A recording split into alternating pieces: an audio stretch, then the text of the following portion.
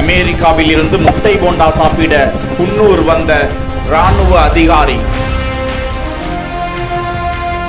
நாக்கில் ஒட்டிய டேஸ்டுக்காக 29 ஆண்டுகளுக்கு முன்பு முட்டை போண்டா கடை வைத்திருந்தவர்களை தேடி வந்து நெகிழ்ச்சி.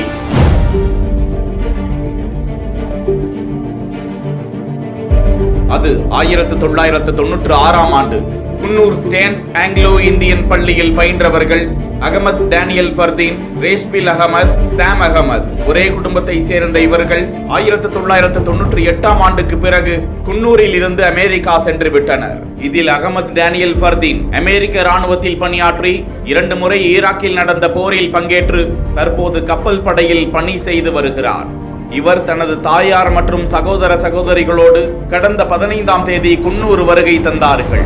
அப்போது மலரும் நினைவாக ஸ்டேஷன் பணியில் இருந்து டியூஷன் சென்டருக்கு சிறு வயதில் சென்று வந்த போது குன்னூர் விபி தெருவில் ஒரு போண்டா கடை இருந்தது. அந்த கடையில் முட்டை போண்டா வாங்கி சாப்பிடுவதற்காக பேருந்து பணத்தை மிச்சப்படுத்தி நடந்தே வந்து அகமது டேனியல் ஃபர்தீன் முட்டை போண்டா சாப்பிடுவாராம். அமெரிக்கா சென்றதால் 29 ஆண்டுகளாக அந்த முட்டை போண்டா கடை நினைவில் நெகிழ்ச்சியாக தங்கி இருந்திருக்கிறது.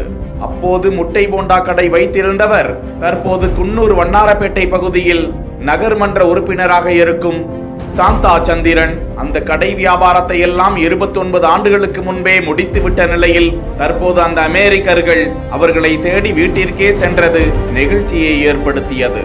தற்போதும் அகமது டேனியல் ஃபர்தீன் எனக்கு ஒரு முட்டை போண்டா கிடைக்குமா என கேட்க சாந்தா அவர்கள் அவரது வீட்டில் அதே சுவையோடு முட்டை போண்டா பொரித்து கொடுத்தார்.